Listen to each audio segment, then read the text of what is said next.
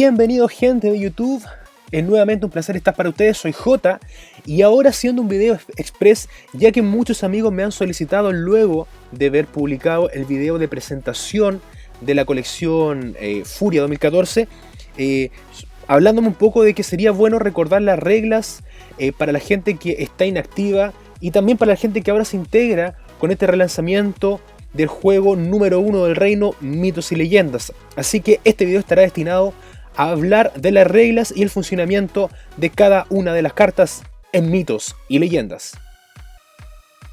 He hecho especialmente para ustedes esta carpetita que dice manual e iremos explicando uno a uno el funcionamiento de cada una de las cartas y luego cómo jugar con ellas. Pero antes es importante saber cuál es el objetivo de juego de Mitos y Leyendas. Este es un juego en el que cada jugador representa un fuerte reino y debe defender su castillo del ataque de reinos enemigos. Tu castillo está representado por el mazo de cartas, debiendo protegerlo con el apoyo de diversos aliados y poderosos talismanes, mientras atacas al castillo del oponente para obtener la victoria. De esta manera, tenemos en Mitos y Leyendas 5 tipos de cartas que son necesarias para jugar: aliados, tótem, talismanes, armas y oro. Comenzaremos con la presentación de la carta de aliados. Los aliados, como ven acá, son personajes que reúnes para defender tu mazo castillo o para atacar el de tu oponente. De esta manera son las únicas cartas que puedes asignar para la fase de batalla. La forma de poner a los aliados en juego es pagar su coste de oro, que está en la esquina superior derecha, y ubicándolos en la línea de defensa, que luego más adelante repasaremos. Cada aliado tiene habilidades especiales en los diferentes tipos de juego. Por ejemplo, esta carta en la parte inferior dice: cuando este aliado entra en juego puedes buscar un arma en tu mazo castillo y ponerla en tu mano. Cada aliado tiene habilidades distintas. Luego, los aliados se reconocen por el icono de fuerza que tienen al costado superior izquierdo, que sirve también para representar la fuerza que tiene cada aliado. En este caso tenemos 2 de fuerza. Esto en definitiva es la cantidad de daño que puede hacer un ataque y la capacidad de bloquear un ataque oponente. No es necesario mover los aliados para bloquear. No pueden ser declarados atacantes el turno que entran en juego, salvo que la habilidad diga lo contrario, es decir, si tienen furia.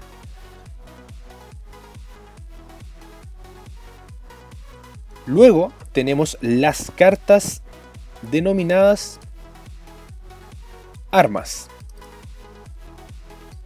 Las armas son elementos de juego que generalmente otorgan bonificaciones al aliado portador y en algunos casos le entregan nuevas habilidades. Al igual que los aliados, requieren un coste para ponerse en juego y se coloca bajo un aliado, como lo ven en la imagen izquierda. Si el aliado es barajado, el arma también es barajada. Si el aliado es destruido, el arma también es destruida. Es decir, sigue la suerte del aliado. La forma de reconocer este tipo de cartas es por el icono de arma que tiene en la esquina superior izquierda. Y cada aliado puede portar solamente un arma, a menos que su habilidad diga lo contrario. Aquí tenemos entonces la segunda categoría de cartas, que son las armas. Pasamos luego a los tótem. Los tótem es otro tipo de carta, los cuales son modificadores de juego y sus efectos duran mientras estos permanezcan en juego. Y su objetivo es apoyar a tus aliados y su estrategia de juego. Puedes identificarlos por su icono en la esquina superior izquierda y para jugarlo debes pagar también su coste en oro en el costado derecho. En este caso son 3. Estos se ubican en la zona de apoyo, que veremos más adelante cuando analicemos el mapa o la arena de juego. Tenemos también los talismanes. Los talismanes son cartas que no entran en juego y tienen diversos efectos. Una vez jugadas son enviadas al cementerio, es decir, se pueden ocupar de forma única. La forma de jugar un talismán es pagar su coste en oro, también en el costado superior derecho, mostrando la carta al oponente, anunciar y resolver el efecto que produce y enviar esta carta al cementerio. Puede reconocer un talismán por el icono que está en su esquina superior izquierda. Este ejemplo tenemos la habilidad es un oponente bota 3 cartas de su mazo castillo y luego de ese efecto se va al cementerio. Luego tenemos las cartas de oro. Hablábamos de que cada una de las cartas las cuales presentamos anteriormente debían ser pagadas en oro, es decir, utilizar oro para poder utilizar estas cartas en juego. Y bueno, estas son las cartas de oro, que se pueden reconocer por su icono de oro en la esquina superior derecha. Oro es la primera carta que juegas durante tu turno y puedes identificarla, como ya decía, por este icono. Dentro del juego existen algunas cartas que generan oros, pero esta generación está restringida por el texto de las cartas y deben ser utilizadas en el momento de ser generadas, de lo contrario se pierden. Recuerda siempre que son cartas muy importantes en el juego, ya que son tus recursos y te sirven para pagar el coste de tus otras cartas. Para jugar un oro solo debes ponerlo de tu mano a la zona de reserva, y esta acción se puede realizar solamente una vez durante tu turno y es al comienzo de la fase de vigilia. Luego, hemos analizado ya todas las cartas y vamos entonces a lo que es la preparación de juego. Vamos a la área de juego. Acá tengo una imagen de un tablero de mitos y leyendas. Comenzaremos con el mazo castillo. El mazo castillo son las 50 cartas que componen tu baraja. Este será tu fuente de recursos para enfrentar la batalla y al mismo tiempo recibirá el daño de tu oponente cuando realice esto por combate o por efectos de carta. Cuando un jugador no posee cartas en su mazo castillo, su oponente es declarado vencedor. Tu mazo castillo se ubica a la izquierda del área de juego y es la base para determinar las demás zonas de juego. Acá, en esta zona, ubicaremos el mazo castillo. Luego tenemos la zona de reserva de oros, que se ubica en la parte inferior del mazo castillo. Es en esta zona. Luego tenemos la zona de oro pagado, que es la zona donde se ubican los oros que hemos pagado durante el turno para utilizar otras cartas. Y esto se realiza en la parte superior del mazo castillo. Tenemos luego la línea de defensa, que está marcada aquí, que es donde van todos los aliados en su primer turno y lo que se mantienen para defender el mazo castillo. Se ubica siempre a la derecha del mazo. Luego tenemos la línea de ataque, que se ubica sobre la línea de defensa, y es cuando un aliado es declarado atacante. Se debe mover hacia esta zona. Esta acción se puede hacer solamente durante la fase de batalla mitológica, y la línea de ataque está al frente, como ya decía, de la línea de defensa. Luego tenemos el cementerio, que se ubica a la izquierda del mazo castillo, la línea de apoyo, que se ubica debajo de la línea de defensa, y la zona de destierro, que es la zona donde van las cartas que por efectos de juego son enviadas allí, ubicada debajo del cementerio, que es acá. Veamos entonces esta misma imagen, pero con cartas. Esto se vería más o menos así. Tenemos por un lado el mazo castillo, que se encuentra en esta zona, la reserva de oros, la cual irá cambiando de lugar dependiendo lo que paguemos por alguna carta, la zona de oro pagado, el cementerio, la zona de destierro, la línea de apoyo donde se utilizan los tótems, la línea de defensa y la línea de ataque.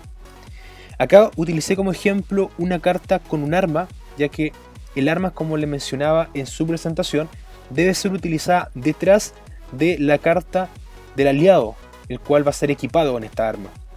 De manera que si el aliado es destruido o es sacado del juego, barajado en el mazo, el arma también lo hace.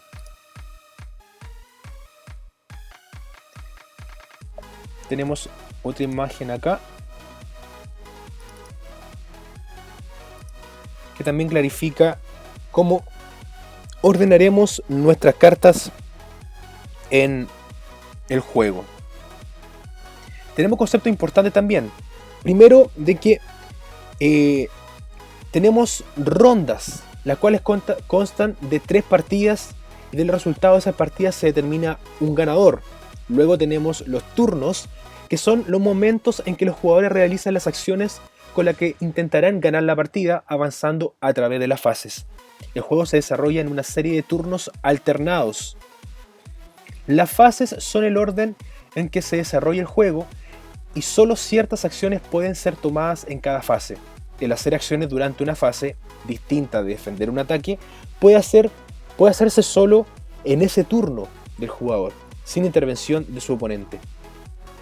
Las reglas de oro es que en algunos de los casos las cartas y sus habilidades estarán en contra de las reglas de juego. Cuando esto ocurra, ojo, siempre las cartas tendrán la razón. Es decir, las habilidades de las cartas rompen las reglas. Y bueno, ya comenzamos con lo que es el juego como tal. Al comenzar el juego, cada jugador presenta su mazo castillo al oponente, como lo podemos ver en el video, que pertenece a la final de un torneo de mitos y leyendas. Y cada uno elige su oro inicial, que son los que vemos boca arriba debajo de los mazos castillo.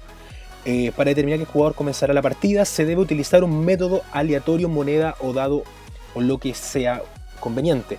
Posteriormente, cada jugador robará 8 cartas y si alguno no está conforme con su mano, puede barajarla y robar 7 cartas, que veremos que es lo que hizo el jugador de baraja azul. Este proceso puede repetirse robando una carta menos hasta que el jugador se sienta conforme con su mano. Si el jugador no tiene cartas, no se puede realizar este proceso. Luego tenemos la fase de agrupación. En esta fase todas las cartas de oro aliados que han sido utilizados, declarados atacantes o movidos por alguna habilidad vuelven a la zona de reserva de oros y a la línea de defensa, respectivamente, para poder ser utilizadas nuevamente. Si es el primer turno de juego, esta fase no se aplica. Como vimos recién, el jugador de baraja negra lo que hace, comienza con su fase de vigilia, que es donde puede bajar aliados y oro. El oro es lo primero que se hace. Lo primero que uno hace en la fase de vigilia es bajar un oro, ya que si no lo baja en este momento, no podrá hacerlo posteriormente en ninguna fase. Luego de bajar el oro, se pueden bajar aliados, tótem, armas, etc. Luego de la fase de vigilia tenemos la fase de batalla mitológica, que esta fase consta de 4 subetapas y es cuando uno ataca al oponente. Es opcional, por lo tanto uno decide si atacar o no. El ataque, que es cuando el jugador designa al aliado y lo declara atacante y lo desplaza desde la línea de defensa hacia la línea de ataque. No podrán atacar los aliados que estén en la zona de ataque o los que no hayan pasado menos de una fase de vigilia bajo el dominio del controlador. Recuerden que es súper importante la reagrupación para esto, es decir, si ustedes no reagrupan a su aliado a la línea defensiva, no pueden utilizarlos para atacar, y tampoco los aliados bajados en el mismo turno pueden atacar, salvo que tengan alguna habilidad especial, como por ejemplo Furia, que les permite atacar el mismo turno que son bajados. Tenemos luego la defensa, que es la etapa donde el oponente decide si bloquea o no al aliado que está atacando. Bloquear no es una obligación tampoco, y solo podrá defender con los aliados que están ubicados en la línea de defensa, como les decía anteriormente. Los bloqueos se asignan 1 a 1, es decir, un aliado ataca, un aliado defiende. Y esta acción se realiza de manera verbal, por lo tanto es necesario anunciar cada uno de los bloqueos que se realizarán. Tenemos posteriormente la guerra de talismanes, que comienza cuando el jugador defensor designe sus aliados bloqueadores. En esta fase los gladiadores podrán jugar talismanes de manera alternada, cediendo prioridades, donde el jugador defensor tendrá la primera prioridad. Una vez que ambos jugadores cedan sus prioridades o no puedan seguir jugando talismanes, pasaremos a la etapa de asignación de daño. Por último tenemos la asignación de daño, que es el último paso de la batalla mitológica, y en esta etapa se asignan los daños entre los aliados atacantes y defensores, además de la diferencia que se traduce en daño al mazo castillo. La asignación de daños se rige por las siguientes reglas. 1. Si el aliado atacante tiene mayor fuerza que el defensor es destruido y el resultado restante de la fuerza entre ambos aliados se asigna al mazo castillo. Por ejemplo, si ataca con un aliado que tiene 8 de fuerza y defiende uno que tiene 5 de fuerza, es destruido y pasan 3 de daño al mazo castillo. Segunda regla, si ambos aliados tienen la misma fuerza, los dos son destruidos y ninguno recibe daño. La tercera regla es que si el aliado defensor tiene más fuerza que el atacante, el aliado atacante es destruido y ninguno recibe daño. La fase final, que es luego de que se designa el daño, comenzamos con esta fase y es donde concluyen todos los efectos de las cartas que dicen hasta la fase final y se activan los que dicen en la fase final. Cada jugador termina su turno robando una carta de su mazo castillo y verifica la cantidad de cartas que no supere nunca las 8. Si la supera, debe descartar las cartas necesarias para llegar a este número. En el primer turno de juego no se roba carta. La obtención de la victoria es cuando el oponente no tenga cartas en el mazo castillo.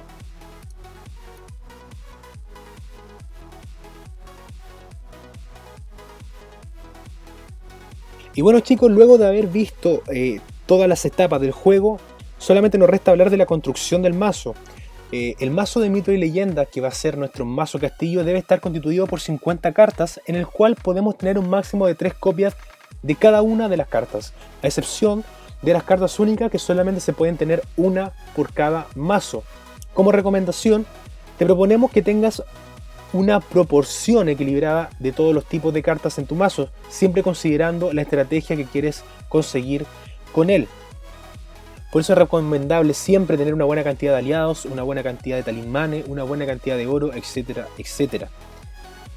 Por último, mencionarles que tenemos frecuencias de cartas, las cuales están en un símbolo en cada una de ellas. En esta imagen podemos graficar. Tenemos los vasallos, que son cartas comunes y que se reconocen por el icono azul impreso en cada carta. Luego los cortesanos, que son cartas infrecuentes con el icono de color rojo. Luego las cartas reales, que son cartas raras y muestran un icono dorado. Y por último las milenarias y ultra reales, que son cartas muy difíciles de encontrar y se muestran con este icono negro. Las cartas con frecuencia emblemática de nuestra edición antigua de Mito y Leyenda, es decir, esas cartas que son realmente difíciles de encontrar. Esto ha sido todo por hoy. Espero que hayan quedado conformes. Cualquier duda, no duden en escribir abajo en el canal o también vía Twitter. Dejo mi Twitter también abajo para que ustedes puedan hacer cualquier sugerencia bienvenida. Estamos solamente comenzando a generar contenido para la gente que juega y comienza a jugar mitos y leyendas. Por mi parte me despido. Soy Jota. Ha sido siempre un placer. Hasta la próxima. Chau.